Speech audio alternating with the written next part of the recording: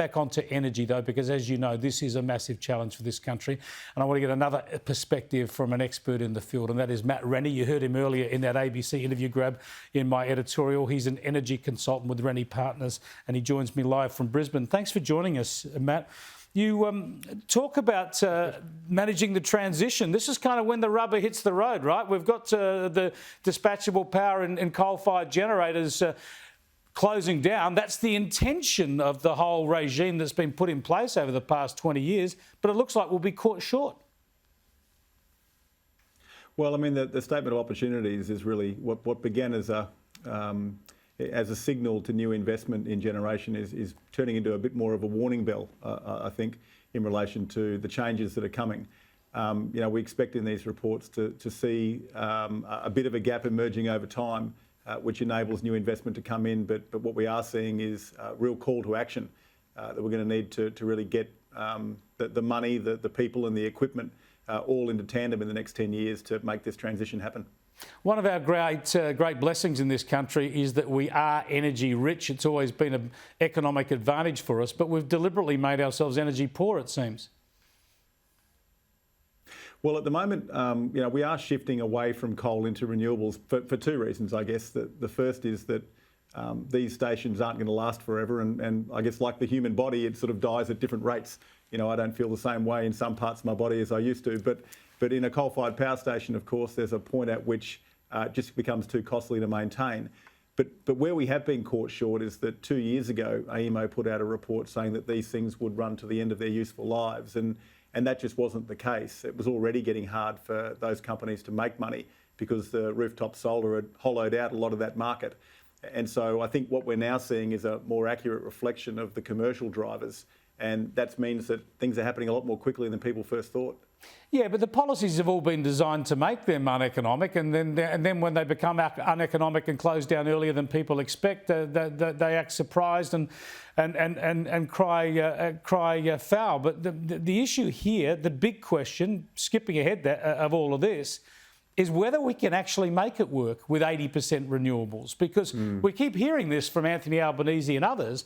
But no country's done this. Look, there's a couple of exceptions. Let's look at Norway and New Zealand, a couple of countries that have a lot of hydro. But in comparable economies, nobody's been able to get anywhere near 80% renewables. And everyone who's tried has ended up with reliability and affordability problems. Yeah, look, that's right. I think, Norway is a good example of what can be done with electric vehicles and the like, but it's also the size of a postage stamp.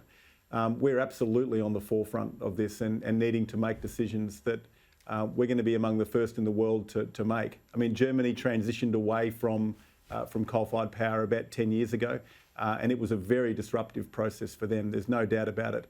The issue I think that we've got to overcome is really three questions. Firstly, is there enough equipment to make this happen? Secondly, is there enough money?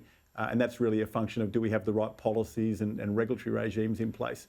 But lastly, most importantly, and it goes to the point you made about the Jobs Summit, is where are we going to find the extra 65,000 FTEs, which is a 56% increase in what we've got now over the next 10 to 15 years to make this happen.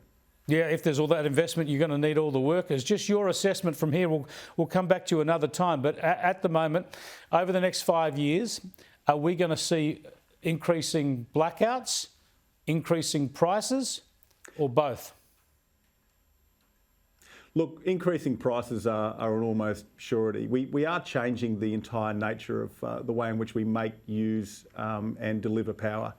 And we are in the middle of that transition period. And we haven't even started yet, Chris. I mean, we're going to have 11.4 million electric vehicles on the road by 2040. We're seeing a shift away from gas at a policy level. And the targets haven't started to hit yet as net zero becomes a focus for governments around the world. And as this starts to push through into the system, we're going to need to pay a price for the larger amount of reliability that's left when coal exits the system. And blackouts, can we avoid them? Yeah, I think so. I mean, the statement of opportunities is really around signalling, and we're 3 or 4 years away from hitting the minimum reliability standards that AEMO is talking about. There's a lot of renewable energy in the pipeline. There's a lot of battery projects in the pipeline. The New South Wales reses, for example, have got an enormous amount of renewable energy coming. So overall, there should be enough supply to be able to do what we need. There's no doubt about that. But that's right now. As we start to almost 8 times the amount of energy that's going to be used in the next 15 years, and we start to bring the switch from petrol into electricity and the shift from gas into electricity, that's going to be where we really need to get serious about this. Thanks so much for your insights, Matt. I appreciate it. Matt Rennie there, who's an energy consultant in Brisbane. Strap yourselves in. It's going to be a wild ride. So I've saved some money, and let's hope when all those renewables go in that the wind keeps blowing. Dicey situation, isn't it? And hearing from Matt there, just reminding ourselves, because you hear the opposite from so many, that we are at the leading edge. There's no other country really trying to do this as quickly at the moment as us. And it's a wonder we're going to be in a world of pain.